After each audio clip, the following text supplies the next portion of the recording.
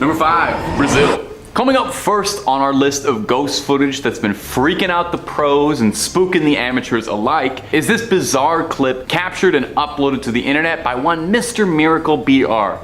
Thank you, Mr. Miracle. Mr. Miracle shared this, and we're glad they did, even if it does have us questioning the nature of our reality ever so slightly. The footage appears to be a body camera footage of a police raid in Brazil, where a group of plain-clothed officers are ready to kick down doors to deal with whatever's hiding inside. Of course, they might just be the wrong emergency department to call, as it seems like the Ghostbusters might have been a lot more appropriate. Take a look now. When they kick in that door, either they used a little bit too much force, or there's something in there they're not going to be able to put handcuffs on. The door keeps banging, swinging rapidly and violently back and forth in place. Whatever's going on with this one door seems to be present on all the doors in this warehouse, as every door they pass through starts swinging violently as if it's got a mind of their own, leading to the men getting understandably jumpy. You know, the academy doesn't teach you how to deal with ghosts. They start looking over their shoulders over and over, and the video cuts pretty short when the men start to dart down the hall, running away in a flurry. Running away from what,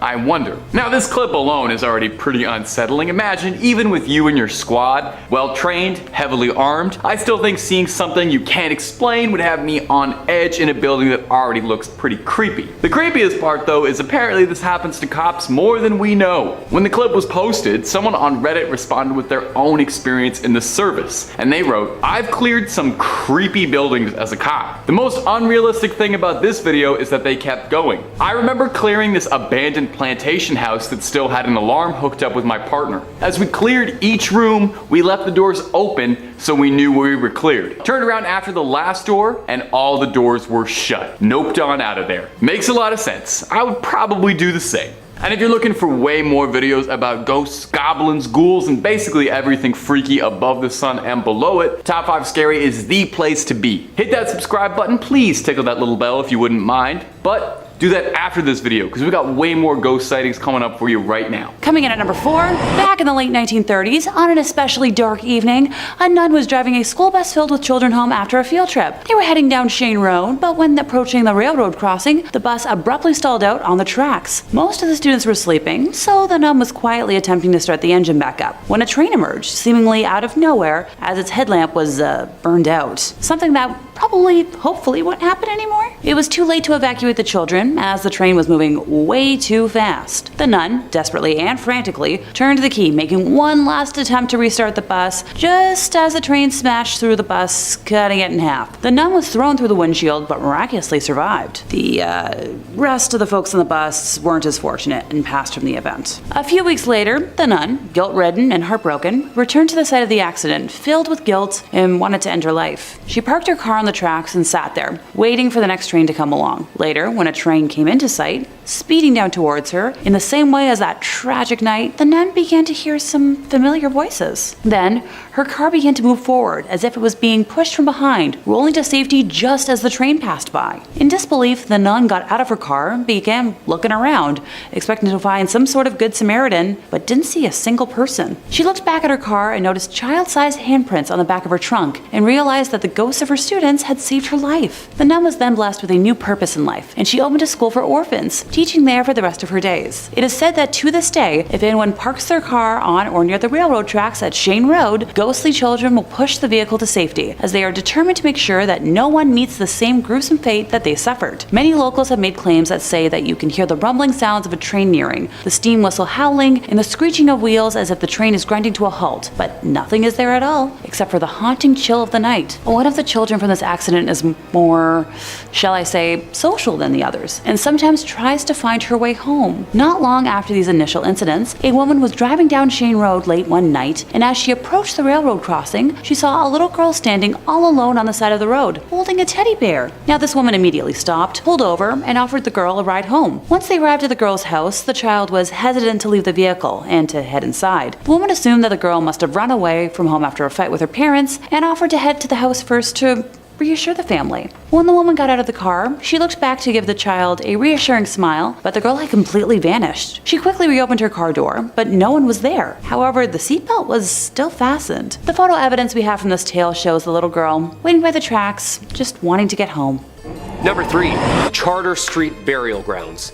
The Charter Street burial grounds started in 1637, also known as Old Burying Point or the Charter Street Cemetery, is the oldest cemetery in Salem. Many early and famous Salem residents are buried here, such as John Hawthorne, a judge in the Salem witch trials of 1692.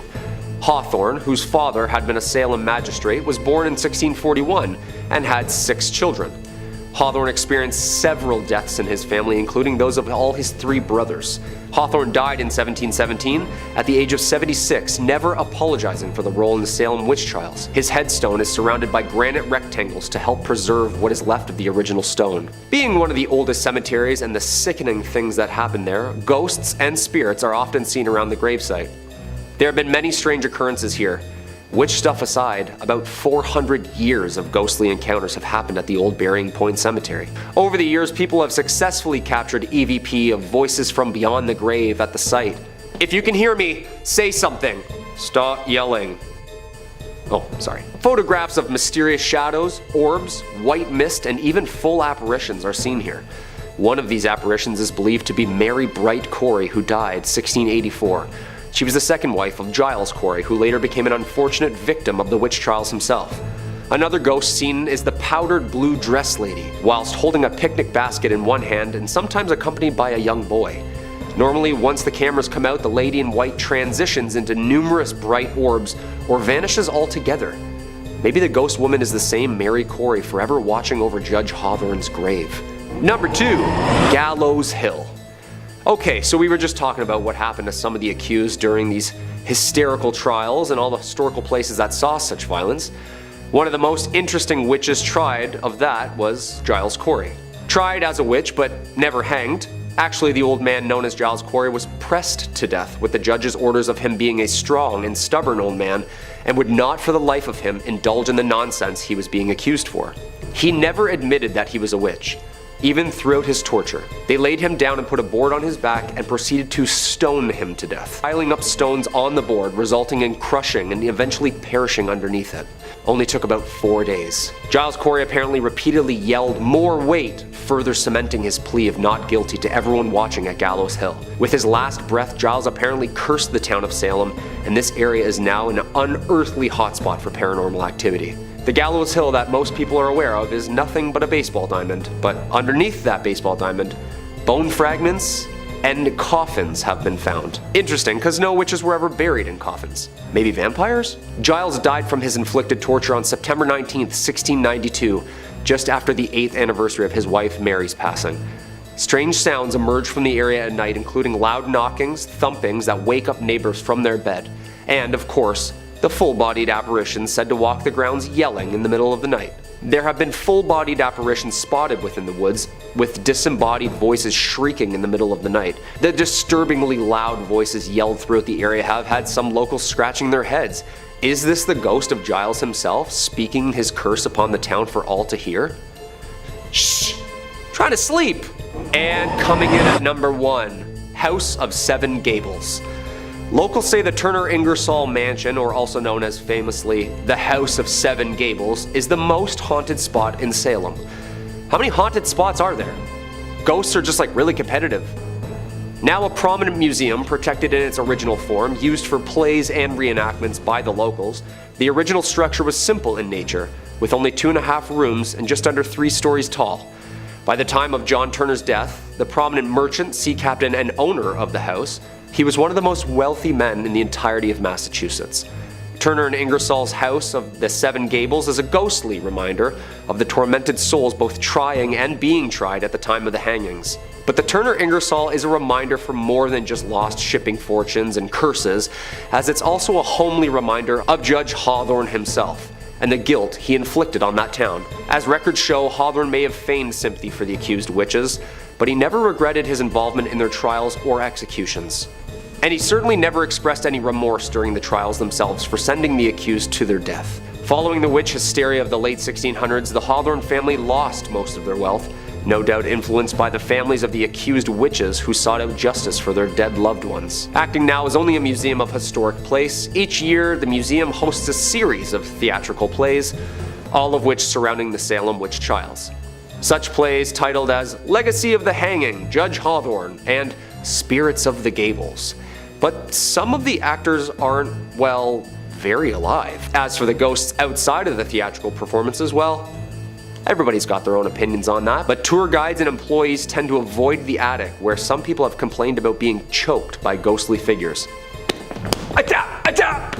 Local lore has many different stories to tell, and so do many of the visitors who enter Salem's most haunted house. Others report seeing a phantom boy who enjoys playing in the attic. Throughout the day, his giggles and laughs can be heard. Always giggling kids, eh? They're like the scariest ghosts. Well, that's about all the proof and lore I need to believe it. Imagine doing a show and a ghost just saying, line? Number 5. Walking Dead. My first true tale of phantasmic terror comes to us from Reddit user Jalcott. Answering a question posed in the thread, nurses and doctors of Reddit, what's the weirdest and most paranormal thing you've ever experienced? Hospitals already seem pretty haunted as is, so it's no surprise that there was so many good answers. But Jalcott stood out. Take a listen. I'm a psychiatric nurse, and early on in my career, I worked at a residential mental health facility. One of our residents was an elective mute, which means that he didn't talk, but there was no medical reasoning as to why. He had spoken earlier in his life, and in fact seemed quite normal back then, with the exception of being close to 7 feet tall. He'd been raised in the deep south and joined the army when he was 19, but one night he vanished. He was declared AWOL, and eventually he was declared missing, and later officially declared dead. However, 10 years later, a 7-foot-tall man walked into a Virginia hospital ER in my part of the Midwest and said to the receptionist, "My name is Marion Deschênes, and I've been dead for 10 years. And according to the Redditor, those were the last words he ever spoke to anyone. He had shown up to the hospital covered in dust and wearing an old uniform that he'd been wearing the night he vanished. His social security had not been used at all, and he had no ID on him whatsoever. However, via fingerprints, they were able to identify him. The family was notified, but they said they had already grieved their lost man and that whoever was claiming to be him simply wasn't, and asked to never be contacted again." The nurse went on to add that Marion would pace all day, every day, moving his mouth in a way that looked like he was muttering to himself, but nothing came out when he moved his lips. He had an unnerving habit of throwing his head back with his mouth wide open as if he was laughing hysterically, but not so much as a breath could ever be heard. The nurse said she tried talking to him almost daily, and he would appear to listen, but only react by periodically throwing his head back in that laughter-mimicking way of his. Various medications and treatment plans were pursued, but nothing ever affected him. Therapy was tried as well, but all that would happen was Marion would just grin and start pacing again. She goes on to say that on her last day, she saw Marion pacing in the parking lot, throwing back his head to laugh. She closes by saying all those years she'd wondered, was he a ghost? And all those years later, she still doesn't know. Click through and listen to as many top 5 scary videos as your ears can handle. Moving on. Number 4, things that go bunk in the night. Now you would never ever believe this, but our next story comes from Reddit as well. A similar thread, a similar question. What's the most paranormal thing you've ever experienced? Lots of good ones to pick from, but this one from Mad Rampager really stood out for me. I used to be in the military. The training camp bunk that we lived in was said to be haunted. Occasionally, our stuff would go missing and reappear in weird places, like under our bed or inside a bag that we'd zipped up and stuff. No big deal, right? Weird things happen, and I mean human error and all that. Well, then came the instance that freaked everybody out. It was night after lights out, and my friend was on his phone texting his girlfriend. Most of us had been drifting off to sleep and we were lying on our beds when suddenly my friend heard the shuffling of feet from the corridor. So, thinking that it was our sergeant, he quickly hid his phone under his pillow, rolled over on his side, and tried to get to sleep. What happened next still chills me to the bone to this day. While he pretended to sleep, he heard someone right behind him at the other end of the bed saying, "Don't worry, you can continue to pretend to sleep." I could have dismissed this as a figment of his imagination, except me and 5 other people around him heard it. Creepier still, there was no one there. And weirdly, it sounded like the voice of a young girl that had said it. For reference, our camp was in the middle of an island and was set up away from the main admin building. The island had been closed by the government for army training purposes for the past 15 years, so there were definitely no civilians around, let alone any children. To make matters freakier, when we came back from our weekend home leave, there was a bunch of hair on his bed, neatly bundled up, long and jet black, and underneath his pillow was a note.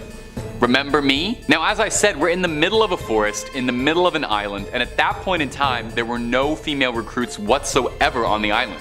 Our bunks were locked for the weekend and the duty sergeant had no idea what had happened. We never spoke about it again after that night, and it still chills me every time I think about it. Number 3, the trampoline. Have you ever seen The Ring? Probably not, because if you saw the movie The Ring, you would have died roughly 7 days after that, and you wouldn't be able to watch all these lovely videos. I'm just kidding, of course, it's not haunted.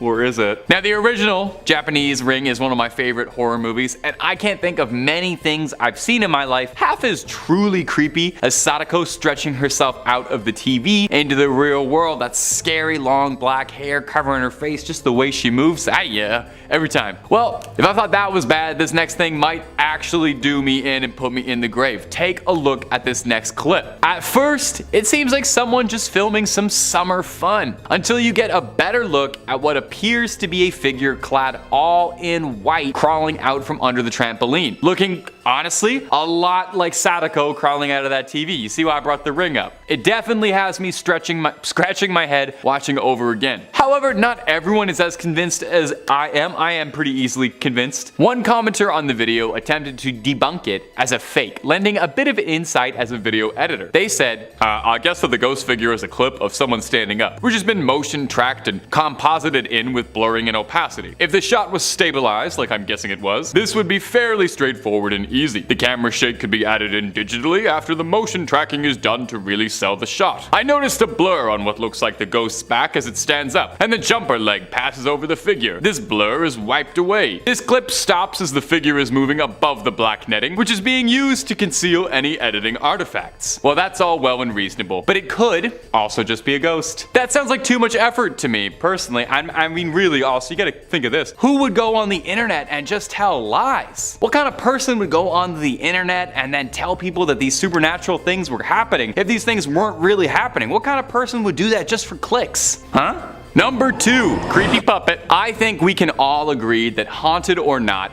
a puppet is terrifying. Nothing good has ever come from teaching a piece of wood to flap its lips. Just look at Jeff Dunham. Whether it's the uncanny valley that makes them so disturbing or simply a reasonable disdain for ventriloquism, puppets are scary. Think of that little freak from Saw, the Goosebumps dummy, or Annabelle. Well, the truth is always scarier than fiction, I find. And in this next clip, we've got ourselves a true haunted puppet. Take a look at this footage that has people's jaws hanging open. Watch the clip. Did you see it? It was kind of hard to miss. Looks like this dummy is keen to give a performance without any help from anybody and has learned to move its mouth on its own. Is something possessing it? Now, knowing its history actually makes things a little bit more interesting, because it seems like it could be likely. The doll is nicknamed Mr. Fritz, and it was recovered from a World War II prison camp where it is said to have been made by a prisoner. It eventually made its way into the hands of a private collector in the United Kingdom. This new owner, one Michael Diamond, claims that several times he noticed the glass display case on Mr. Fritz would open on itself during the night. Now, the reasonable thing to do would be to,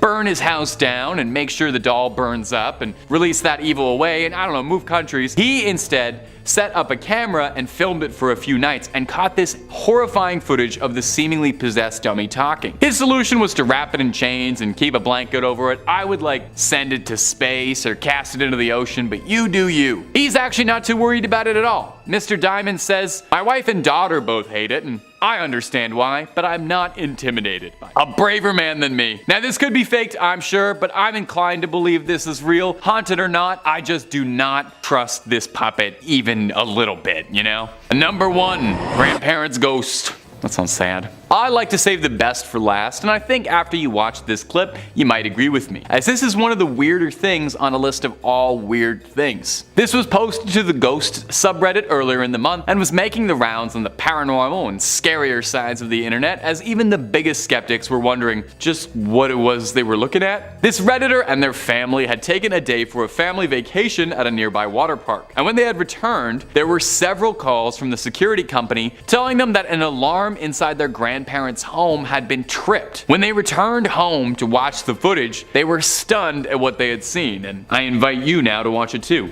As you could probably see, there's clearly something going on in that house that's a little more powerful than just the wind or a trick of the light. And hey, don't start telling me this is just an orb of dust floating by the camera lens, okay? There is something seriously wrong going on in here, and I think they need to dial an exorcist. The doors of the living room mysteriously shut by themselves at the same time that the lamp on the table is flickering out like crazy. You keep watching the video, you also see a bowl moving by itself and a chair being dragged across the floor. All things that are like a checklist if you're going through to check if your house is being haunted. That's typical poltergeist behavior. Now, some people were a bit skeptical, suggesting this could very likely have been doctored or faked just to get some attention, but he did post a follow-up afterwards to provide just a little bit more context. He said that he did some digging into the history surrounding his house and the neighborhood. Found out that he lived in the town Napoleon grew up in. That's pretty cool. But more interestingly, he found that the house that his grandparents lived in used to be two houses that were converted into one. And in the other one, there was a story of a man taking his life. Number 5, La Llorona. Have you ever heard the legend of La Llorona? If you're a top 5 scary fan, most likely, because I know for a fact I've mentioned it once or twice in a video before. It's a very commonly repeated old folktale, and it's shown up in countless movies and TV. It was just made into a movie that was connected to the Conjuring series. But if you missed out on all of that, the short version of the legend of La Llorona is a Spanish ghost who is said to have cast her own offspring into a river and drowned them in a manic fit. We've all had bad days. When she realized what she had done, she cast herself into the water as well, but was cursed to spend eternity searching for her young wherever a body of water is found, calling out into the night, known for a wail and a cry. It's why she's called La Llorona, the weeping woman. She appears all in white with long black hair and is recognized for her cry and appearance. Take a little sip. You entertain yourself back there for a minute. Now think about all of that while we watch this next clip, posted to Reddit titled, "My mom is in Mexico right now." And tell me if this doesn't make you think of La Llorona just a little bit,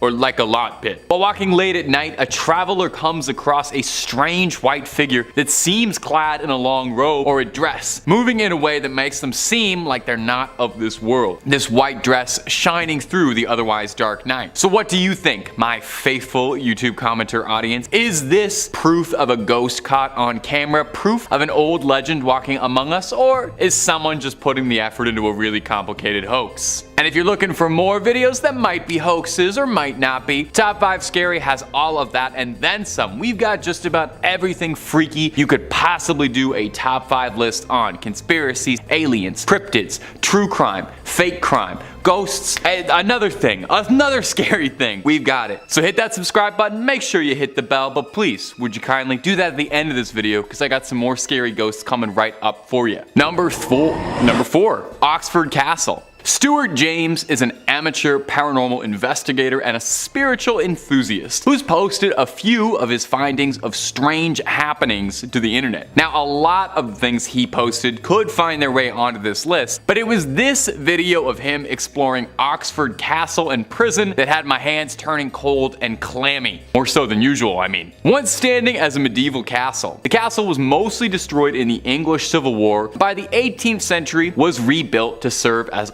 Oxford's local prison. Now, a new prison was built on the site from 1785 and remained in operation all the way until 1996. With a few hundred years of visitors passing through its cold stone walls and spending their last days behind bars, is it much of a surprise that it's said to be haunted by the ghosts of some of the long-term residents who just can't seem to break free of prison life? As such, it's a popular spot for fledgling ghost hunters to go looking. The prison actually even offers ghost hunting packages and overnight adventures if you're looking for that sort of thing, but why don't you watch the clip first before you make any decisions? Did you see it? While looking through the glass window pane through a door, a face can be seen clear as day. James said as soon as he saw the face in the window, he and the rest of his team ran to the hills out of the prison, fearing what they had encountered and preferring to look the footage over later in the safety than spend another minute there. What do you think? Because I think I would do pretty much the exact same thing. I mean, I'm watching this video from the comfort of my office in a cozy little recording studio, and it was still enough to put my hair on end. I can't imagine that happening to you in front of your face and being able to keep a straight face, let alone dry jeans, and you're cool. I'd probably be on the first train out of Oxford and the rest of my days salt circling just in case. Our next weird clip for you is going to be this footage that was uploaded to the Ghosts subreddit. It's got investigators talking and viewers pausing to try and understand just what's going on. And a shout out to the Ghosts subreddit. Thanks for doing most of the heavy lifting on my job. Now you might think that ghosts and spirits only come out to play at night, but when the weather's nice, even the ghosts and ghouls and all things malevolent come out to soak up some rays. Let's give that clip a quick watch. Did you see it? Kinda hard not to. The white specter rushing by the side of the house. The user posted this with the caption, "Coworker caught this outside of his house and we're speechless," and it's easy to see why. What is it that's been caught on camera sprinting by that house? Now there's definitely something mysterious here. I get the same vibe off this mysterious entity that I do like the Fresno night crawlers, to shout out one of my favorite cryptids and unknown paranormal mysteries. I can't explain what's happening, and I know there's probably a reasonable scientific explanation, but I'm not finding it right now. Now, not everyone is as convinced as me. I'm very easily swayed. Some commenters had suggested that perhaps this could be a small animal like a monkey running by really fast, or a parrot flying by really, really fast. You'll have to let us know down below in the comments whether or not you think this was proof of a spectral entity caught on security, or if this is just a funny little creature monkeying around. For what it's worth, and I think we should take this seriously, I think a monkey could be a ghost. As far as I know, monkeys can become ghosts. I've never seen someone disprove this. I've never seen someone prove this either, but this might be that proof we need. In second place, we have Johnny Johnson. While Toys R Us may no longer exist as a physical store in the United States, I think, I'd like to travel back to the 70s when it did. Located in Sunnyvale, California. No, not Sunnydale. No Hellmouth here, I don't think. Toys R Us decided to build a store over the property of a former ranch. Honestly, pretty normal sounding so far, right? Staff and customers alike began to report multiple incidents of what they believed to be a haunting, ranging from hearing their names whispered to them, or feeling cold breezes, and seeing objects moving around on their own. The woman's bathroom, in particular, seemed especially spooky because the sink's faucet taps would turn on by themselves. Oh, and some female employees said they experienced what felt like some invisible being playing with their hair, which... In 1978, psychic Sylvia Brown held a seance there for the first time, determined to identify the entity. The ghost haunting the store allegedly revealed himself as Johnson. Johnson's ghost told Brown that he was a preacher and a ranch hand in the 1880s on what was then the Murphy family farm. He spoke with a mild Swedish accent, and his first name was either John, Jan, or Johan. 10 out of the 16 people assembled there for the seance said they heard a high buzzing noise when Sylvia was supposedly listening to the ghost. The ghost told her that he had been in love with Murphy's daughter Elizabeth, who ran off with an East Coast lawyer. Old news clippings say that Johnson accidentally hacked his leg with an axe while carelessly chopping down trees and met his end from the injuries. Sylvia repeatedly went back to the Toys R Us to communicate with Johnny, who she called the most stubborn, ornery, argumentative ghost she'd ever met in her book, stating that she had tried many times to explain to him that his lifetime as Johnny Johnson had ended. Apparently, Johnny got so frustrated about being told that he had passed that he gave her the ultimatum that if she ever brought it up again, he would go silent. Sylvia let the matter drop since she and the ghost supposedly had a quasi-friendship where they would chat about the annoying and noisy kids who frequented the store. A 2007 piece on Snopes, which if you're unaware of, is a pretty legitimate fact-checking site, featured a woman named O'Brien who had worked at the store for over 18 years stocking shelves, claiming that she didn't believe in ghosts, but when you feel a breeze behind you or someone calls your name and there's nobody there, funny things happen that she just couldn't rationally explain. The report talked about dolls and toy trucks leaping off the shelves, balls bouncing down the aisles, and children's books falling off the racks. Baby swings would move on their own. The folks at Toys R Us say they've tried to explain it logically, but they've got nothing. Johnny was captured on camera in 1978, casually leaning against the shelves while the group that was there for the seance is shown sitting. Now that the store is no longer a Toys R Us, it has housed a Spirit Halloween, which feels fitting for some weird reason. Number 1, the Arizona truck ghost. You ask any man of the road, ask them if they've ever seen anything strange up there, and they'll tell you everything. And this next clip is just more fuel for that fire. William Church is a truck driver who was driving down Arizona State Route 87 on March 11th, and he saw something he couldn't explain. And this time, it wasn't just the heebie-jeebies from one too many coffees and a Slim Jim for breakfast. He spotted something spectral on the road that was recorded by his dash cam, and he thinks this translucent figure was something not of this this world. You can see the lines through the legs making a figure, Church told Fox News. Now there are some locals who believe that the highway itself is haunted. It was first built in 1927 and stretching across approximately 273 miles, there's a good bit of tragic history on Route 87. It's been described as one of Arizona's most treacherous roads, and as such, countless fatal car accidents have occurred on this particular stretch of land. Could it be that because of this, there's spirits still trapped on the long, lonely road, wandering around looking for a home they'll never be able to return to? After Church's video was uploaded and went a bit viral, viewers reported that they'd seen a lot of supernatural activity around Arizona's highways. If I'm ever traveling through Arizona, I think I will take a boat. Perhaps. One of Arizona's many plentiful boats for its vast and teeming rivers and lakes. That's what everybody knows about Arizona. It's a really wet state, right? Really wet state. Coming in at number 5, the Corwin Witch House. The Jonathan Corwin House in Salem, or simply known better as the Witch House, was the home of Judge Jonathan Corwin, 1640 to 1718, a prominent figure in the horrors that happened there, and is actually the only structure you can visit in Salem today that has direct ties to the Salem witch trials of 1692. Well, that might not be the case because we got a couple of those coming up. Trust me, this place is riddled with ties to those witches. Corwin bought the house in 1675 and lived there for more than 40 years. The Witch House is a 350-year-old thick building with black painted timber, 2.5 stories tall, built to last, massive, and looming. Located at 310 Essex Street in the historic district of Salem, the house stands in testimony to the witch trials, and it's believed that the witch house was used by Jonathan Corwin and others to actually interrogate those accused of witchcraft. The witch house remained with the Corwins, of course, until the mid-1800s, yet there wasn't many family around to liven it up. The Corwin curse seems like a weird one since all the Corwin's kids, 5 children, all perished young from separate complications within the house. And this is where it gets really weird.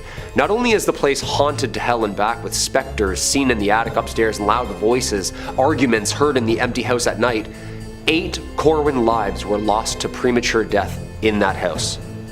All Corwins. Yeah, I'd say that makes for a pretty cursed home, alright?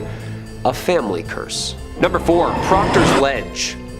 There are over 1,000 documents from Salem witch trials, yet none of the accounts actually specify where the hangings took place. For many years it was believed that the 19 people who were executed in Salem were hanged at the summit of Gallows Hill, on the edge of town to the west, where the town would meet for large gatherings. Seems like after some homework, the hill alone would be too hard to climb, not an ideal spot to hear or see the live trials, and was too thick and heavily wooded. Maps of 1700 Salem show Gallows Hill marked on the map, but no actual marker for the execution site. I feel like a detective all of a sudden. A team of researchers began to reconsider all of the evidence around 2010, eras of homework collected over the years, and eventually concluded that the real execution spot was Proctors Ledge. Boom, baby! This was confirmed in 2016. Part of the evidence included 1692 eyewitnesses' accounts who wrote in journals that they were able to see the hangings from their homes to actually remains being dug up and found now. Now I know what you're thinking, it's named after John Proctor. No, it's not. However, odd timing as he was one of the witches accused of witchcraft along with 3 of his other mistresses. Locals say that the lady in white visits Proctor's Ledge. Some visitors claim to have caught the sight of her, though others catch only her disembodied voice. Are these the phantoms of the unsettled spirits tied to the grounds where they were hanged for eternity? Who knows? Number 3, old friends. Our next story is from a Reddit thread asking, what's your ghost story? And I gotta point this one out just because it was too funny, but the original poster included the title in brackets, serious, to deter any would-be paranormal pranksters. Just serious ghost stories, please. Luckily, Redditors obliged. User Barbed Cats shared this terrifying tale. When I was 37, I went to my high school reunion. I flew into the nearest airport and rented a car. The distance was about 35 miles through a very rural and almost abandoned part of the country. About 3 miles outside of town, I see someone on the side of the road flagging me down. Up in the North Woods, no one ever leaves someone else stranded, and it would turn out that the guy standing there was somebody I'd actually been to school with, my old friend Jim. Jim gets in the car and we start talking, catching up. I hadn't seen him in 20 years, but he still looked the same, maybe just a little bit older. We get to town and I ask him if he wants to come to the reunion with me and have a drink. He says no, just take me back home. Jim's parents had lived only a few blocks from my grandmother's, and I turned in that direction, but he said to take him to the part of town that really was just the outskirts, up by the fairground and the cemetery. There was a mobile home park out there, and I figured that must be where he lived. When we reached the end of the turn, he said, just drop me off here. It was nice to see you again, and he walked off into the night. So I went to the high school reunion, met up with some old classmates, and we start to talk. Now please understand me here. I am stone cold sober, nor do I ever take anything harder than soda. Tired after a 13-hour flight, but I was completely sober. As we were talking about who was showing up and who wasn't, I mentioned to my old classmate that I just picked Jim up a few miles off east of town and had dropped him up by the fairgrounds. Now for some reason everyone got really quiet. Even the guy belting out karaoke stopped, and my cousin went white as a shirt. Barb. Jim died 8 years ago. Rolled his car. I start to feel really dizzy, and I go out to the car to take some deep breaths and decide whether or not I'm going crazy. And there on the seat was a newspaper printed 8 years ago containing Jim's obituary. I still have that damn paper. Every now and again I take it out to stare at it, and I still wonder just what the hell happened that night. Number 2. Ghost on the line. The next story comes to us from a thread asking law enforcement officers of Reddit what is the creepiest call that you've ever been on. We got a very creepy answer from user Smokey Bonaparte sharing this creepy little tale. The Redditor writes, 911 dispatcher calling in. We received a call from an elderly lady who had trouble breathing. I had taken several calls from her before and her husband in the past, so I recognized the voice. I dispatched an ambulance to her residence and held her on the line trying to keep her calm while the ambulance was responding. Ambulances advised that they had a 15-minute ETA as she was in a very rural part of West Virginia. I'm talking to her just about her husband and how she was doing, and just making pretty standard small talk with her. The ambulance arrives and I let them know that she is in severe respiratory distress, and I still had her on the line. I let her know the ambulance is coming to her door to go answer the door, and she says okay and hangs up the phone. Oh, that's pretty normal, right? Well, here's where it gets very weird. The EMT and paramedic on scene call back about a minute after, and they say that no one is answering the door.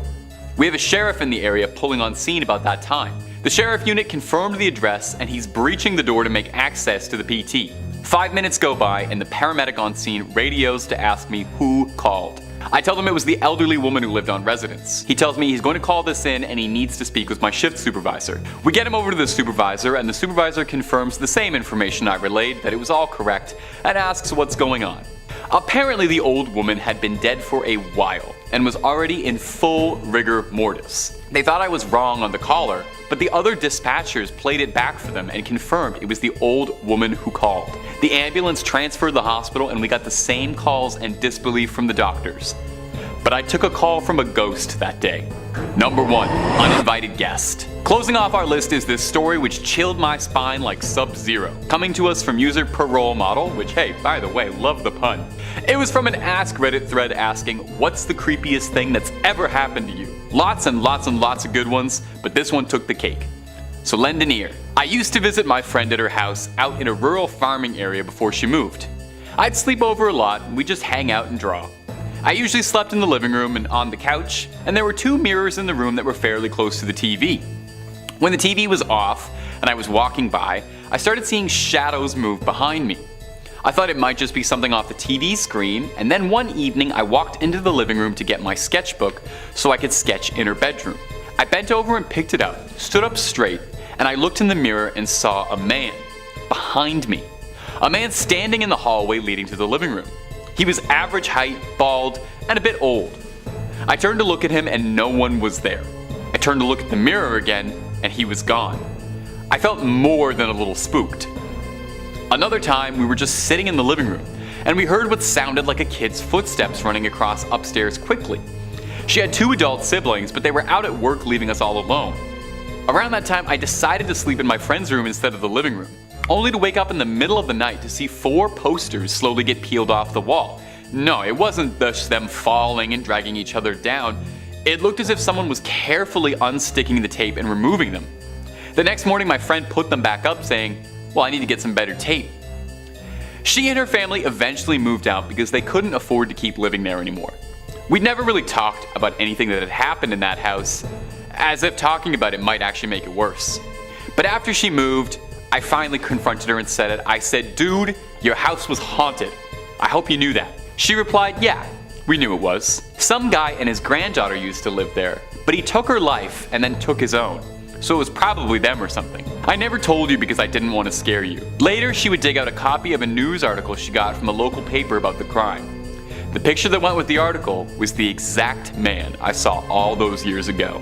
Kicking off our list, we have Claude Monae in 5th place. Yep, the famed artist himself. If you're not familiar with his work, I'd recommend looking up Impression Sunrise, which is the painting that gave the name to the French Impressionism art movement, or his Water Lily series. Most of his work is made up of stunning landscapes, but I think Woman with a Parasol is my personal favorite of his. But you all came here for a ghosty moment, not for me to wax poetic about art, so let's hop into it. In 2015, the Cleveland Museum of Art was installing a new temporary exhibit from the Royal Academy of Arts in London titled Painting the Modern Garden, Monet to Matisse. The director of architecture was taking photographs to make sure everything looked, according to plan, when she noticed a figure showing up on an empty balcony. The photo in question shows a man with a long white beard, sporting a hat like one Monet was fond of wearing, and looking very much like the artist who was fond of painting his gardens at Giverny. Oh, forgot to mention, Monet was a very passionate horticulturalist on top of being a fantastic painter. The public communications associate who made a public statement on the photograph, Kelly Notaro, has claimed time and time again that the photo is not a hoax, not retouched in any way, and that many more sightings of Monet have been reported since by guests visiting the exhibit. The museum is home to other ghosties as well, with stories told of a little boy running through the gallery dressed in fashions from 1916, and a man in gray staring at the portrait of Jean Gabriel before disappearing into it. Night guards have reported their flashlights flickering on and off in the West Wing, and there's a mirror where visitors report seeing a man standing, but when they turn around, no one's there.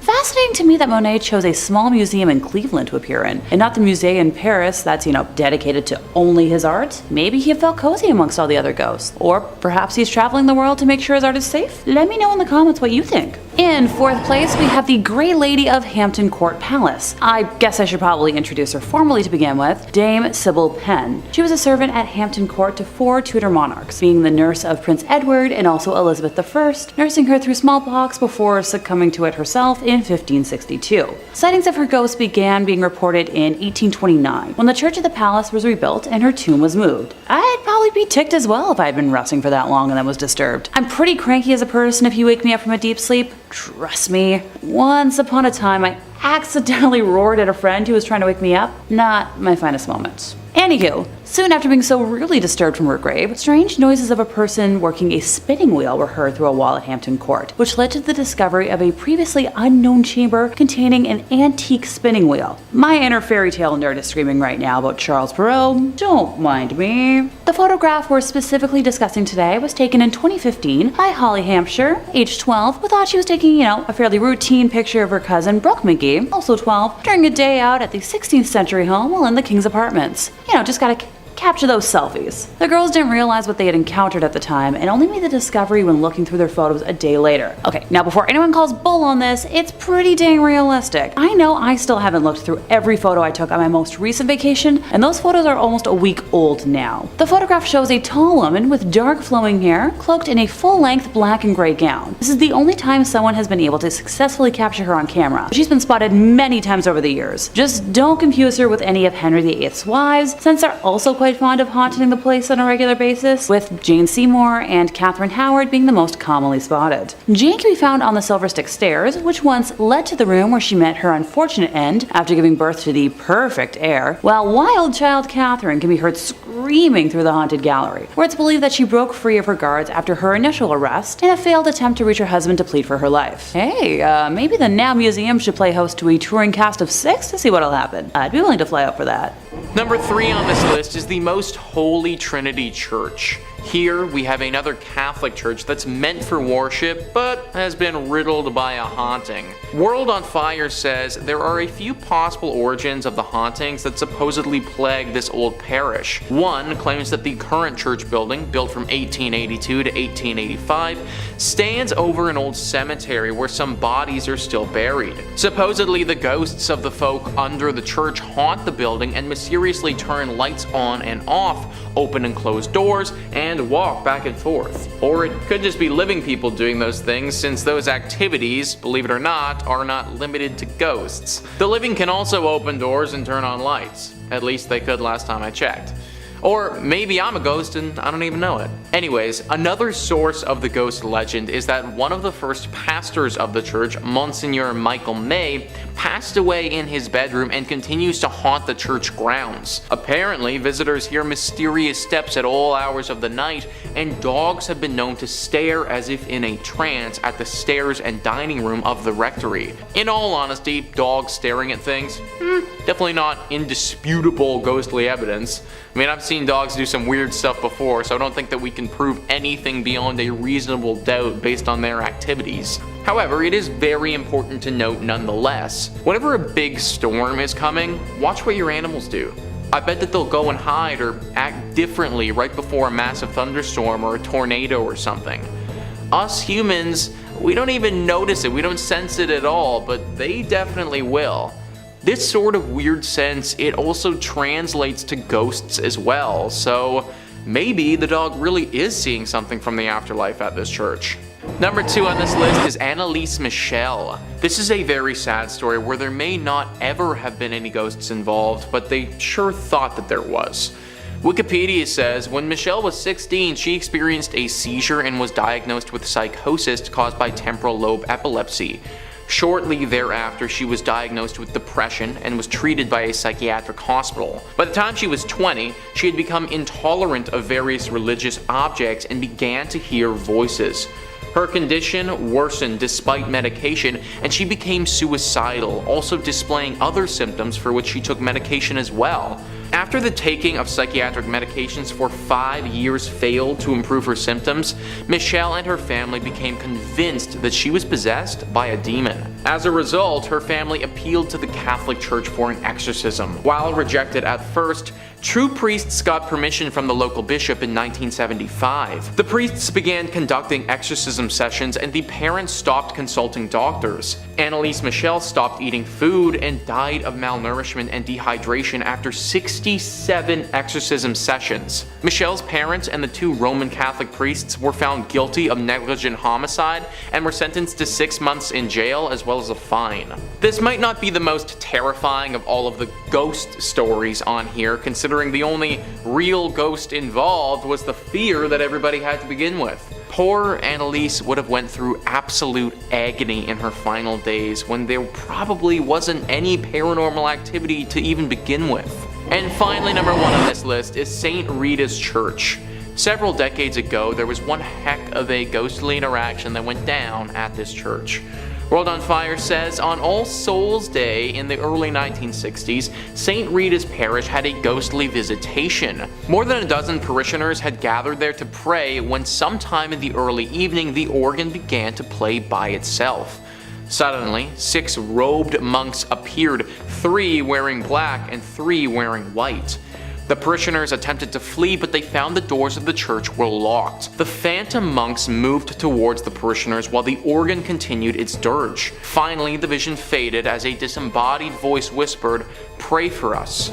So next time you see a ghost, it probably just wants to ask you a favor and hopefully not kill you. All they were asking for was a little prayer, which I think everyone would have been more than happy to indulge with at that time. Of course, having a bunch of ghost monks show up out of nowhere, lock all of the doors, and keep you in there, that's pretty terrifying. Everyone is still very wary around St. Rita's Church in case these monks ever do come back. Number 5, James May Pompei. James May Pompei. James May Pompei. I'm going to be saying that for the rest of the day. James May is a renowned British television host, notable for decades of service to the BBC, zipping cars around exotic places. After Top Gear quietly came to a mutual end that all parties agreed on in 2015, May continued globe-trotting, with less companions and less motoring, in a new show called James May, Our Man In. Well, when Our Man went to Rome to see Pompei, it seems he accidentally allegedly caught a specter on tape in the old city of Pompeii. You watch this clip and tell me what you think, because I think this one is all kinds of freaky and might be one of the better ghost clips I've seen in a minute. That's why we're starting with it. As May is talking, a lone figure can be seen crossing the otherwise empty street before seemingly evaporating before your very own eyes. It's eerie, I ain't gonna lie. An unsettling coincidence is that the ghost seemingly appears as May is talking to the audience, reminding us that even though Pompeii has found life as a tourist destination, it's still one of history's biggest mass graves. Now, I like to play skeptic a little bit, like, you know, I'm more Scully than I am Mulder. This ghost footage is pretty striking, but we can't cross out the possibility that this could just be something as boring as a camera glitching out or someone trying to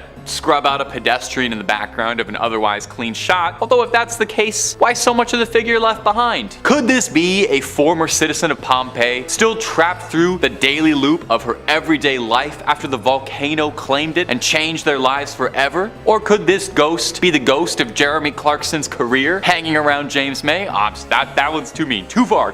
Anyway, we may never know. Let me know down below in the comments what you think of this one. And if you're looking for way more ghost videos, you already know I'm about to tell you top 5 scary is where to be. And if ghosts aren't your jam, we have got just about everything freaky under the sun and above the sun you could possibly imagine. Cryptids, conspiracies, aliens, true crime, fake crime, baby, we got it. If it's spooky, we've done a video or 3 on it. So hit subscribe, hit the bell, and don't miss a single second. But do it after the end of this video, okay? We got way more ghosts coming up for you. Number 4, the insane asylum ghost. This next clip is one that is going to have the hairs on the back of your neck standing on end. This was originally posted to the Ghosts subreddit. A user by the lovely name of Random Doge 47 posted that she'd recently visited the Heartwood Insane Asylum, just as a visitor. Don't want to make that clear, not a patient. It's an abandoned mental facility in the UK that's long been thought to be the home of malicious spirits and poltergeists of former patients who never managed to find peace and drift off towards the afterlife. Definitely given bad vibes looking at pictures of this. Pictures of abandoned hospitals give me the creeps. Something bad. You can just tell nothing good has ever happened here, and nothing good will continue to happen here. Take a look at this footage. In the clip, we see someone or something in the top window seemingly noticing that they're being recorded and then hurriedly shutting the window to sneak off into the night. Now that's pretty darn creepy, but you could be thinking, wow, what if it's just the Redditor's friend or something and they schemed this hoax by preparing somebody. They had somebody climb up in there. Well, the place is locked up and the interiors are dilapidated in a state of serious disarray, and it's all collapsed in on itself and couldn't really support anyone up on the top floors. The windows are locked and the Redditor said there was no easy way for someone to get in. So what is happening here? Is this the ghost of a former patient? Someone who managed to sneak inside and is squatting inside an abandoned insane asylum? 3 raccoons in a trench coat pretending to be human and hiding out in an abandoned asylum where they live and go on little adventures? It could be, and that's what scares me. But you let me know what you think this could be, okay? Number 3, the Black Monk. Our next story is going to take us down to England yet again, this time in lovely Yorkshire. The scene was 1966. The Pritchard family lived quietly and under the radar, certainly expecting no trouble and definitely not expecting to be haunted. They just moved into their new house and were settling in when they started to notice some odd, troubling things, all the usual signs of a paranormal haunting. Strange scratches, strange noises at all hours of the night, furniture shifting around. Those sound like the telltale symptoms of a poltergeist to me. They assumed it might just have been something natural because they've never seen a movie in their life, I guess. The mind just never wants to assume it's ghosts. It was as they were approaching a year of living in that new estate that the Pritchards truly became aware of what they had inadvertently welcomed into their lives. It seemed as if whatever entity that was haunting the Pritchard house had a keen interest in the family's younger members, primarily the young student Diane. On one occasion, she claims she felt herself being dragged across the hallway by her neck, and she even showed welts and bruises all over her neck afterwards. A red handprint was burned around her throat. Foregoing subtlety at this point, this is when the entity started to make itself manifest to the family, apparating as a dark-robed, hovering being that would appear at the family's beds during the middle of the night. Very ominous. A paranormal investigation was then called and found to be inconclusive. As soon as the investigators came, the haunting seemed to slow down, similar to what had happened in the South Shields case. Ghosts are just cowards as soon as you tell on them, eh? It seemed the Pritchard family had found peace, but the investigator involved was still bothered and continued to research independently, and discovered that the Pritchard estate was built upon the former grounds of a medieval rectory, and across the street from an old gallows where people used to hang out. After a little digging, he learned that one of the prisoners sentenced to death there was an old monk. The investigator suggested this monk's malevolent spirit was the evil entity that they saw wrapped in black, dubbing him the Black Monk. And from here, the case became a legend, eventually being made into a movie called When the Lights Go Out. Number 2. Esther Cox. Coming up next is going to be the story of Esther Cox and the haunting of Amherst in Nova Scotia. It's a particularly famous Canadian ghost story, eh? It's sometimes referred to as the Great Amherst Mystery, and it's plagued and piqued the curiosity of paranormal enthusiasts for years the world over. In the late 1870s, Esther Cox was living at her sister's house alongside her brother-in-law and their children. At some point during 1878, Esther was attacked by a male friend who had tried to take advantage of her, leading to a rapid decline in Esther's mental health and emotional distress. And shortly thereafter, Esther's condition would be made infinitely worsened by the strange paranormal experiences that began to manifest on the Amherst property. The Cox family would report strange noises all throughout the night, and Esther's body began to swell as she alternated between impossibly high fevers and deathly low chills. And shortly after this was when objects around the house would be reported moving. Oh, that's it. That's the telltale sign of a poltergeist. A little aside, guys, if you ever see your table moving across your living room, call the Ghostbusters right away. The family doctor who was visiting the Cox household claims that he once saw the words, "Esther Cox, you are mine to kill," written on the wall by the headboard. He tried to sedate her, but discovered that it really didn't do much to stop supernatural doings. Stressed and out of options, Esther thought that moving houses might be enough to stop the curse. But sadly, whatever is haunting her had their hooks in deep, as the ghosts would follow Esther through every house she moved to. Evidently, the spirits found this greatly offensive, as one of the houses Esther would move to would burn down while she was staying at it, resulting in Esther's arrest for arson and eventual conviction. Esther pleaded that she was innocent, and even witnesses backed up this, saying that everything Esther had been claiming had occurred as she'd said. But the old "a ghost did it" is an argument that rarely holds up in court, and Esther spent a year inside a cell. She was released in 1879 and would find a husband and raise a few children, seemingly free from the curse that once sought out to destroy her life. And number 1. Honest Abe. Would you believe that one of the most famous and most reported ghosts in American history is none other than the great emancipator himself, Abraham Lincoln? Honestly, Honest Abe gets seen more than just about any other ghost. Since his assassination, there have been numerous sightings of undead Abe wandering through the halls of the White House. Eleanor Roosevelt, of the Beatles fame, kept her study in what was formerly Lincoln's bedroom, pretty much just asking to bump into a ghostly stovepipe hat if you move into his bedroom. Roosevelt claimed that over the years she lived there, she could feel his presence and would sometimes see apparitions of him out of the corner of her eye. And while her husband was president, a number of other sightings would occur. A young clerk claimed that he saw Lincoln's spitting image, clear as day, sitting on the foot of a bed polishing his boots. On a visit from the Netherlands, Queen Wilhelmina claims that when she was spending a night inside the White House, she was visited by Lincoln's ghost knocking on her door. Calvin Coolidge's wife claims to have seen her on more than one occasion as well. First ladies were really out there seeing Lincoln. Claims that she saw him with his arms clasped behind his back, lost in thought looking out into the Potomac River. Wise. Winston Churchill had said that during the Second World War, he felt like he could see Lincoln's ghost coming to when the country needed him the most, and he also shared the most direct encounter and probably the funniest one. Now, Churchill used to love to relax by taking a long hot bath while enjoying a cigar. On one occasion, he says he stepped out of the bath, took a cigar, and walked into his bedroom and saw a man standing in the bedroom already, giving him quite a shock. He said when he saw the man's face, he laughed and said, "Good evening, Mr. President. You have me at a disadvantage." He claims he saw Lincoln chuckle wryly, then disappear. Presidents Truman, Roosevelt, and Hoover have all claimed to have seen inexplicable things around the White House, claiming they were all signs of Lincoln. In the last few decades, however, reportings of sightings of old Abraham Lincoln have calmed significantly. Perhaps he's finally been able to move on, or perhaps he's just very slowly checking out the rest of Washington, D.C. There's a whole lot of tourist spots and monuments to work through, and maybe he just got really caught up on the White House tour. He's got all the time in the world now to check them all out. Number 5. The South Shields Poltergeist. Coming up first on this list is going to be the story of the South Shields Poltergeist, a recent case of spiritual harassment. I love a contemporary ghost. We got too many ghosts from the Victorian era or like the 1800s. We don't get nearly enough modern 2000s hauntings.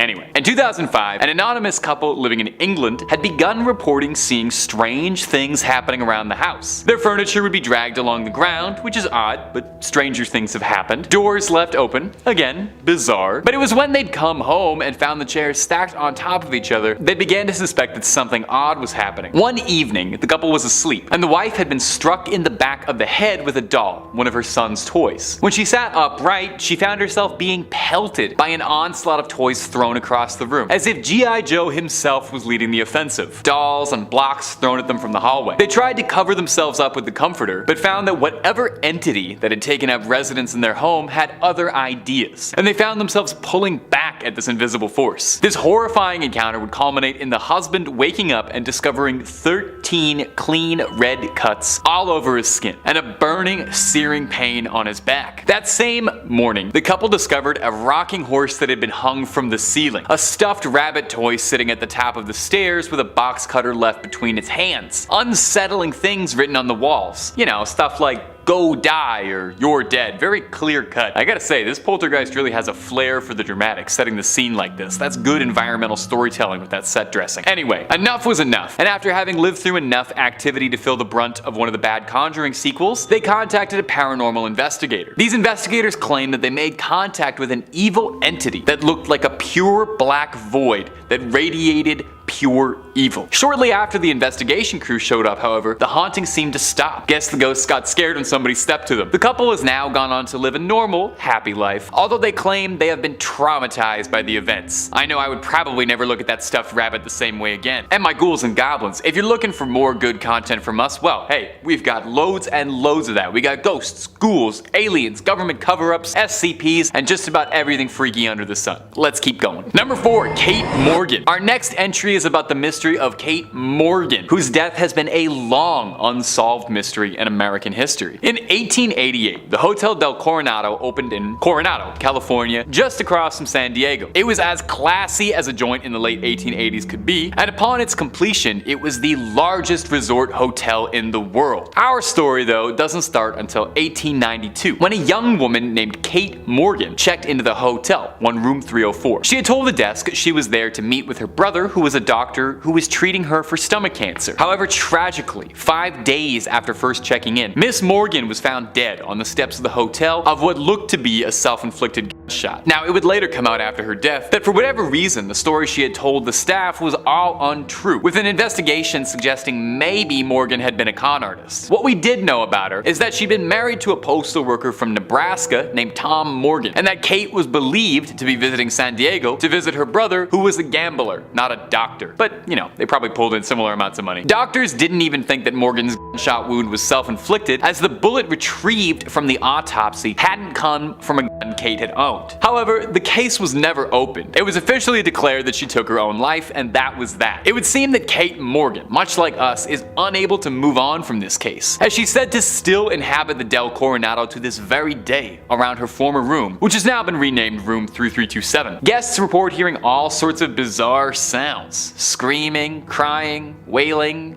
laughing, all while staying in the room, reporting erratic and chaotic noises pretty much all hours of the night. Weirdly too, guests claim that while staying in 3327, the temperature of the room will change in bizarre ways, as if there'll be an intense, freezing cold front that lasts for a few short minutes and dissipates, or electronics malfunctioning. And this seems made up, but I did just get a cold, shock while reading through this, so she might be in the room with us recording right now, and if you are, Kate, hope you're doing well. So is Kate's ghost still checked into the hotel, doomed to wander the property until the crime can be solved? We may never know. In third place, we have the Brown Lady. I swear this isn't going to turn into a list of spooky ladies identified by the color of their gowns. I promise. According to legend, the Brown Lady of Raynham Hall is the ghost of Dorothy Walpole, the sister of Robert Walpole, who is generally regarded as the first Prime Minister of Great Britain. She was the second wife of Charles Townshend, who was notorious for his violent temper. The story says that when Charles discovered that his wife had committed adultery with Lord Wharton, he punished her by locking her in her rooms in the family home, which is, you guessed it, Raynham Hall. She remained there until her death in 1726 from smallpox. The first recorded claim of a sighting of the ghost was by Lucia C. Stone during a gathering at Christmas of 1835 when she observed the Brown Lady because of the dated dress she wore. The following evening, another guest claimed to have seen the brown lady again, later reporting that on this occasion he was drawn to the Spectre's empty eye sockets, which were dark in the glowing face. These sightings led to some staff permanently leaving Raynham Hall, and you know what? Valid. The next reported sighting was made in 1836 by Captain Frederick Marriott, a good friend of Charles Dickens and the author of a series of popular sea novels. It is said that Frederick specifically requested that he spend the night in the most haunted room of Raynham Hall to prove his theory that the haunting was caused by local smugglers to keep people away from the area, and not by an actual ghost. The first 2 nights he slept with a personal safety bang device under his pillow and encountered nothing. If you didn't get what I'm referring to, just ask someone in the comments. On the 3rd night, his final evening, 2 young men knocked at his door very late at night as he was undressing to go to bed and asked him to step over to their room at the other end of the corridor and give them his opinion on a collector's item that had just arrived. As they were leaving the room, he brought his personal safety device, joking that it was in case he met the brown lady. When the inspection of the item was over, the young men declared that they would accompany him back, joking yet again about the brown lady. And this is where I warn y'all, if you tempt fate, fate will deliver. The corridor was long and dark, since the lights had already been extinguished by that point in the night, but as the group reached the middle of the corridor, they saw the glimmer of a lamp coming towards them from the other end, and assumed it was from one of the women in the home visiting a nursery. For context, the bedroom doors in that corridor faced each other, and each room had a double door with a space between, as is the case in many old-fashioned homes. Frederick felt uncomfortable being undressed around women, so out of modesty, slept within one of the outer doors with the guys, in order to conceal himself until the lady should have passed by. As my roomie would say, what a distinguished gentleman. He watched her approaching nearer and nearer through the crack of the door until she was close enough for him to distinguish the colors and style of her outfit, and he recognized the figure as the brown lady. He had his finger on the trigger of his device and was about to demand that the ghost stop and give the reason for its presence there, when the figure halted of its own accord before the door, and while holding the lighted lamp she carried to her features, grinned in a malicious and diabolical manner at him. Ooh la la. This act infuriated Frederick, prompting him to leap into the corridor and discharge the device in her face. The figure instantly disappeared in the tiny, kaboom, passed through the outer door of the room on the opposite side of the corridor and lodged in the panel of the inner one. Frederick never attempted to interfere again, so I'll give him a common sense point for that. The brown lady was caught on camera on September 19th of 1936 when Captain Hubert C. Provand, a London-based photographer working for Country Life magazine, and his assistant, Indre Shira, were taking photographs of Raynham Hall for an article. They claimed that they had already taken a photograph of the hall's main staircase and were setting up to take a second when Indre saw a vapory form slowly taking on the appearance of a woman moving down the stairs towards them. Captain Hubert quickly took the cap off the lens while Indre pressed the trigger to activate the camera's flash. Later, when the negative was developed, the now famous image of the brown lady was revealed. The ghostly experience and photograph of the brown lady was published in Country Life magazine on December 26th of 1936, January 4th, 1937 edition of Life magazine. In second place, we have a photo of John DeFeo. Now y'all know how much I love talking about Ed and Lorraine Warren's cases, so this should come as a shock to no one. If anyone needs a quick briefing on the Amityville Horror House and not the movie, here goes it. On November 13th of 1974, during the very early morning hours, Ronald DeFeo Jr. ended his entire family and claimed that the demonic voices told him to do it. I'm talking both parents and 4 siblings. Look, I can't say that I've never joked about ending family members when I'm frustrated, but this is a bit too extreme for my liking.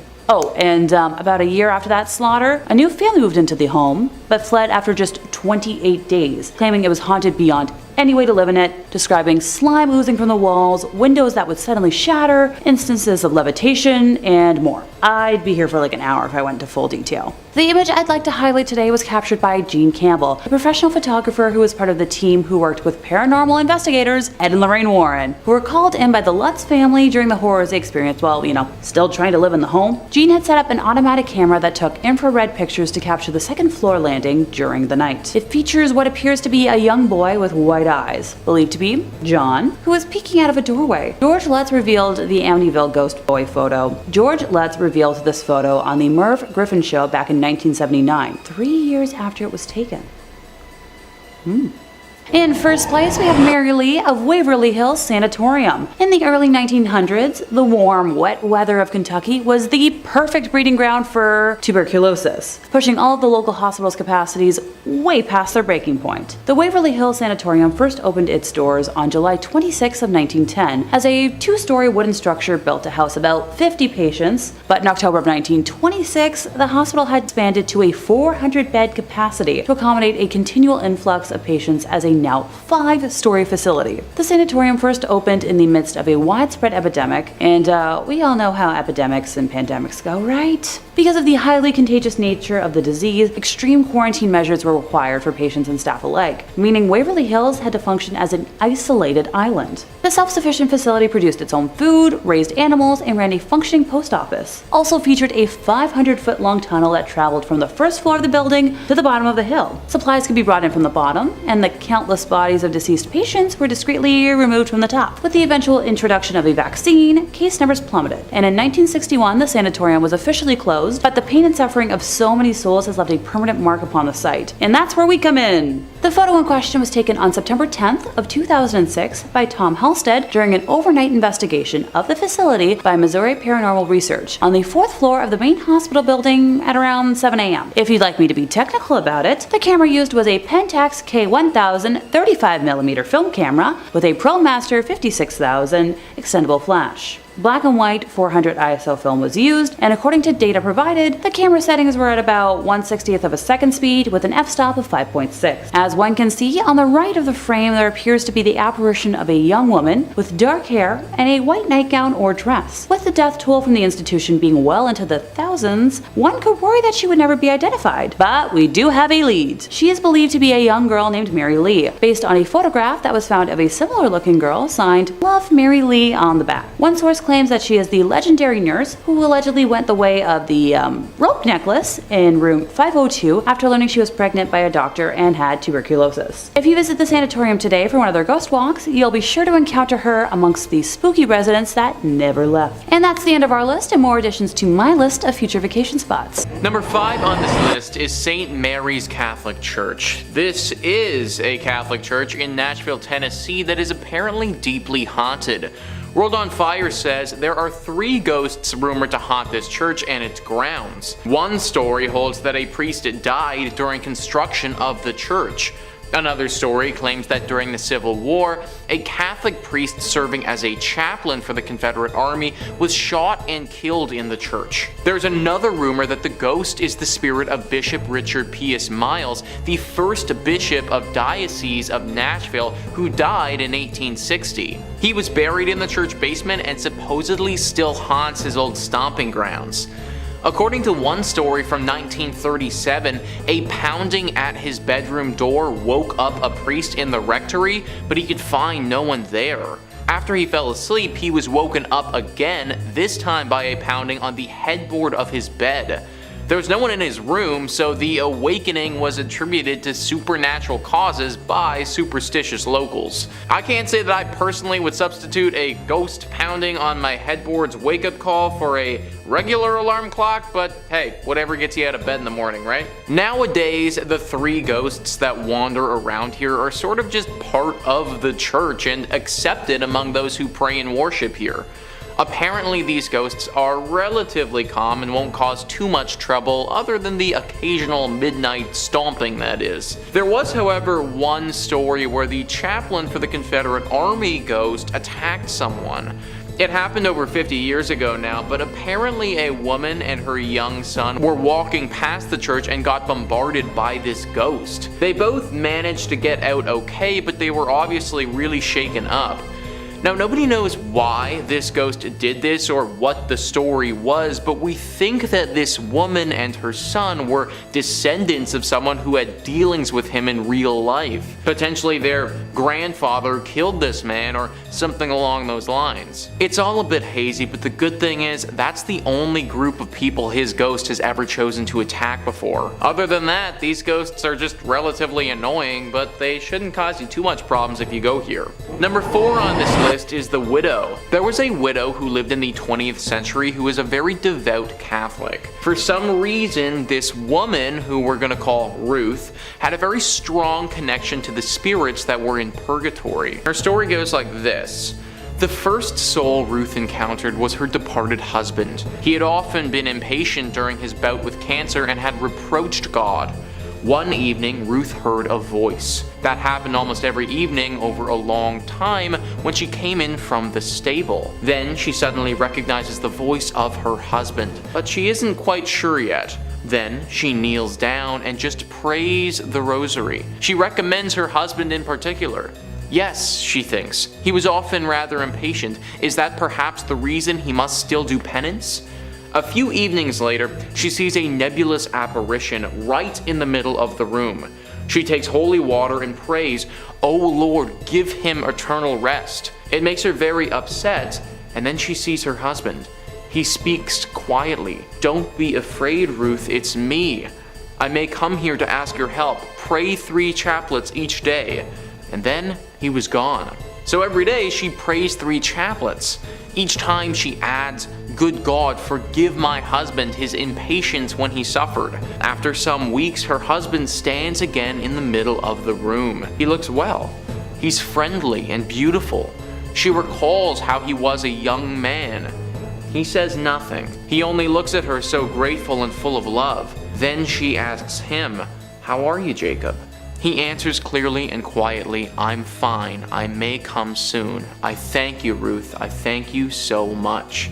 And after this, he never appeared again. So that's a pretty famous story, and Ruth went on to interact with many ghosts like this in purgatory through her life. In fact, some people started to speculate that she may even be a ghost herself as well. Number 3. Sightings at the West Point Lighthouse in PEI. When it comes to lists of spooky and probably haunted locations, lighthouses are surely near the top of the list, just under murder houses, ancient manors, and abandoned mental hospitals. Such is the case for our next entry. A lighthouse on the west point of the Canadian province of Prince Edward Island. The lighthouse was built in 1876, being passed from keeper to keeper until the operation was automated in 1963. The lighthouse was renovated into an inn, museum, craft shop, and chowder kitchen in the mid-1980s, and has been the source of tales of the supernatural ever since. Visitors often report rather stereotypical ghost activity, such as lights turning on and off, disembodied voices, and cold spots, sending a shiver up guests' spines. More interesting for the purposes of this list are the tales of a ghostly burning ship being seen in the nearby Northumberland Strait. Legend says that at night, sometimes if you look out to sea, you can see a centuries-old ship whose crew were killed when their ship caught fire and sank. According to the tale, they made a deal with the devil in order to save themselves, and as a result are damned to burn on the ship for all of eternity. From the distance that the people who reported this burning ship would be from the boat, they wouldn't be able to make out with much detail on the apparition, especially at night when the ship appears in the vast majority of reported sightings. So, all they would really be seeing is a large, bright, flickering light coming towards the lighthouse that, through the context of the situation, they would assume was a ship. But it makes me think, there are so many stories of UFOs appearing as bright, shining, flickering lights that disappear just as soon as they appear. What if this burning ghost ship is actually an alien craft signaling with its lights? You may think, why would an alien ship be signaling anyone? But look at the situation from their perspective. You're flying around in your flying saucer above the waters of Canada. You see another bright floating light in the distance. You signal to let it know you are there, and when you get close enough to realize that it is not another alien craft, but a tower with a bright light on it that the humans have built on the cliffside, you realize and turn out your lights, causing your ship to seem to suddenly disappear to any humans who saw you. It might very well be a ghost ship, but the fact that it is so close to what would look like a floating light to the uninitiated makes me think this is just as likely. Number 2. things moving on their own. Another common type of ghost is the alleged poltergeist. They are the type of spirit who enjoys their afterlife by messing around in your home with the intention of scaring you and causing as much property damage as possible. A common way these spirits apparently make their presence known is by moving objects and making them float through the air. Like when you hear a noise at night and go into the kitchen to investigate, only to find your mother's best china floating through the air before it suddenly drops to the floor, leaving you with one less token of remembrance to honor your loved ones with. But maybe this is not the work of a malevolent spirit, but simply a side effect of passing alien ships. When looking at various UFO sightings from across the world, some commonalities begin to emerge. The craft in question are often bright, shining lights against the dark night sky. They tend to appear and disappear just as quickly, and they often seem to be hovering or flying, seemingly on their own, with no visible means of propulsion. Or at least, none that we can see. Perhaps these alien craft are not flying with the use of rockets, but by manipulating gravity. If these ships are able to do this, they could use this to take away gravity under their ship, allowing it to hover or fly through the night. Something like this could affect the houses below it in a similar way that houses located near airports can have their contents rattled by passing planes. Perhaps when alien craft are negating gravity and flying overhead, they are unintentionally affecting gravity in the homes below them, causing things to float and move, not because of spirits, but because of gravity being manipulated. And once the ship has passed, the objects drop, making it seem like an evil spirit has destroyed these lighter objects out of spite for the homeowner. This would mean that people who are dealing with consistent ghost activity were actually just unlucky enough to be directly below an alien's commute. Number 1. Ghostly figures of the past. Everyone has heard some variation of a ghost story like this. You go into an old building that is hundreds of years old. At first, everything seems normal, when suddenly goosebumps break out across your flesh as a chill runs up your spine. You turn and see something you don't expect. A figure from the distant past stands before you. Perhaps it is a soldier from the 1930s, and perhaps it is a small Victorian child in one of those weird little sailor outfits. You try to stammer out some words of greeting, but before you can, they have disappeared before your very eyes. Stories like this are very common in ghost sightings, and can take place anywhere from an old Victorian mansion, a field where an important battle was fought, or even in your own home. You may think that something like this would scream ghost and nothing else. But what if these haunting apparitions are just a side effect of extraterrestrial travel? When considering the possibility of alien visitors, we must ask the question of how they got to our planet in the first place. Even if their craft were capable of reaching light speed, they would take hundreds of years to reach our planet, which hardly seems worth it if assuming these beings have a comparable lifespan to humans. Perhaps they could cryogenically freeze themselves to make the journey more manageable, but that would still make getting to and from the planet a real hassle. Or perhaps these alien beings are capable of faster than light travel, which our concept of science says is impossible. Maybe the answer isn't that these aliens are moving fast. Maybe the answer is that they are bending space and time to reach their destination. If these beings were capable of traveling across the fourth dimension and bending space and time around or folding it in on itself, then it is reasonable to hypothesize that there would be some unintended side effects. One theory of how time works is that all of it is happening at once. So, if a place, say a spooky mansion, were occupied by a small Victorian child in one point of time, and say Ryan Reynolds in another, maybe time folding in on itself to accommodate alien travel would cause us to be able to catch glimpses into the other points in time. So, this hypothetical Ryan Reynolds would see the child from the past and assume it was a ghost. And who knows, maybe the child would see Ryan and assume he is a handsome spirit from the future. Number 5, the spook light. In the early 1830s, when the Native Americans were put on their forced march during the Trail of Tears, some of them reported seeing something unusual while near Missouri and Oklahoma's border.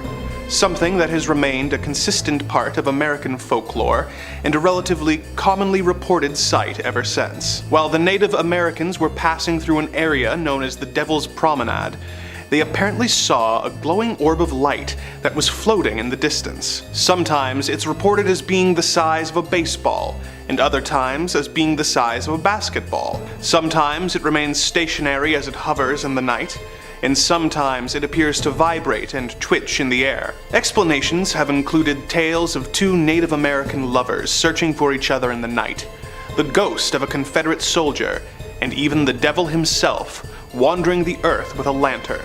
It has gone by many names, such as the Joplin Spooklight, the Hornet Spooklight, the Hollis Light, and the Devil's Jack-o'-lantern. The site of the Spooklight has become somewhat of a tourist attraction, with the area being especially popular around Halloween. But though scientists have speculated that it could be the result of a natural gas leak or car lights reflecting off a nearby river, this does not explain the dozens of sightings that occurred before the invention of the automobile.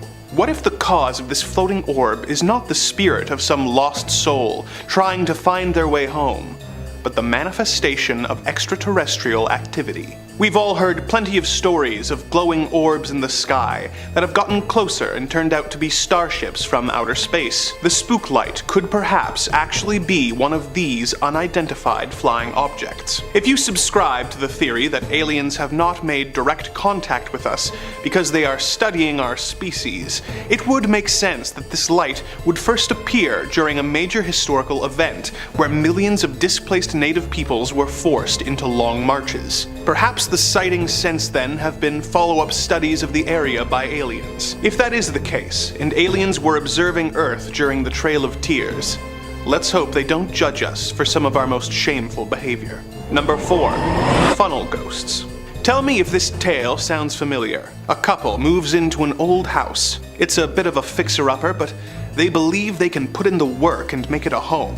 They live there for a while, but when night falls, they take a photo and see something they don't expect. Not the typical idea of a ghost where the spirit looks like a past human, perhaps with a transparent appearance, but what is known as a funnel ghost. These spirits are often described as being swirling wisps or spirals of light that often appear in photos or videos, with little to no explanation. Often, when these funnel ghosts are seen, they are believed to be past loved ones or former residents of the home come back to say hello. But maybe these wisps are really visitors from another planet. If aliens are real, they clearly do their best to remain as hidden as possible from humanity. This would explain why UFO sightings are rarely reported in crowded, well-lit areas, and why they don't tend to be active on social media. Despite alien abduction stories where people are taken away to be studied and probed by our alien visitors, if you really wanted to study humans, it would be much more informative to study them in their natural environments. Obviously, little green men running around your home and watching you while you and your family eat would be suspicious. So maybe they've developed a way to hide in plain sight. An advanced species capable of interstellar travel and with spacecraft that are rarely seen by human eyes and hardly ever captured with any clarity on film could be using some kind of technology that reflects ambient light in order to keep them invisible. If we assume this technology is used to hide their ships, it is not unreasonable to hypothesize that this technology could be available for aliens on the ground. The strange shapes appearing in photos that we assume are ghosts are actually aliens studying us in our own homes, using a cloaking device to remain undetected and only being seen when a camera picks up their telltale shimmer. Number 3, security footage. Now we got ourselves another clip from the ghost subreddit. What can I say? If you want to look at ghosts, it's a pretty good place to go. They're all right there. This one was posted to us from user Ryman8 with the caption, "Something set off the security footage on one of our properties. Nothing was stolen, this is the footage." Now you take a look for yourself at the spine-tingling footage. This is one of those ones I had to watch twice, so don't feel bad if you gotta scoot back 30 seconds to watch it again. let's roll it. At first, it might just seem like a frame at a skinamarink. I had to really press my nose up to the monitor to see what was going on here. But you can see the faintest silhouette of a figure creeping through in the background, seemingly walking through thin air, barely able to make it out. And then when you see it, you're probably never gonna sleep again as you see that ethereal little shape moving through the room. Now, the poster claims that the front door to the property was open, and that is what triggered the alarm and triggered the security footage. Who could have done that if not for this malevolent spirit? One commenter suggested that it was possible that the energy dispelled by the ghost could have been what set off the alarm and opened the door, and that's why it looks so spectral and ethereal on the footage. What do you all think out there, my internet comment hive mind? Is this some real proof of something from another world walking into ours? Or is this just some dust and light hitting the camera at just the right angle and our eyes filling in the details we wish we were seeing? Please do let us know down below. Doing some digging on this one, the Redditor returned to the same thread a year later and reported that nothing else like this had ever happened, and that he'd researched evidence of any spirits in the local area or on this property and couldn't find anything. So this could just be a one-off incident, or it could be something much more sinister. It could be. I can say whatever I want when I'm talking into a camera. I could say that all of these are aliens if I wanted to.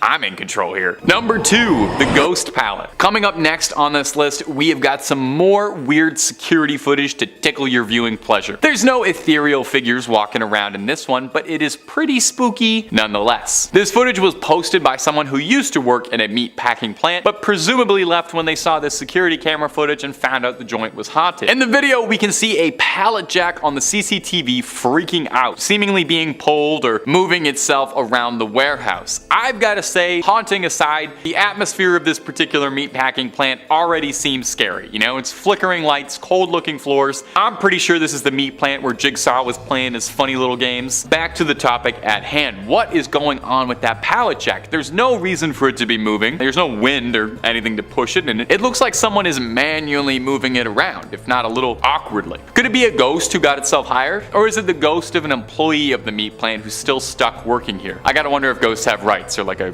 ghostly union, because it does seem like the ghost is the only one on shift right now, and that can't be safe. Where's his ghostly supervisor? Is he making sure he's taking his 30? Now, some commenters with more experience in warehouse settings have suggested that the pallet jack malfunctioning like that could be faulty wiring, a loose axle, or something that could be causing it. There could be all manner of reasonable explanations, or it could be something supernatural sneaking into our world. So what do you think, my comment gang? Is this just a pallet jack on the fritz, or is this a ghost caught on camera? And finally, number 1, mystery orbs. Our last clip today comes to us from the subreddit High Strangeness, which I cannot recommend enough if you like paranormal and bizarre, inexplicable content on the internet, and I kind of suspect you do because you're watching this video, aren't you? But don't spend too much time there. Remember to come on back to Top 5 Scary.